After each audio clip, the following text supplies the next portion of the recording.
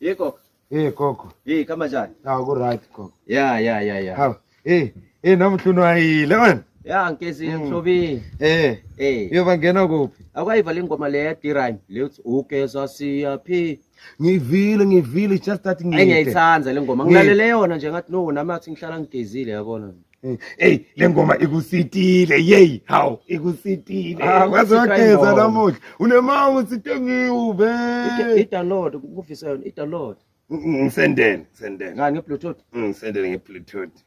Vula i-Bluetooth. Ya ngiyayivula. Bani ungathisa phela. Yekela ngeke ngisengukuniki. Hawu yabona. Hawu mangisendela ngani sekumele uphinze ufuna i-black yami. Hawu yabona. Hawu.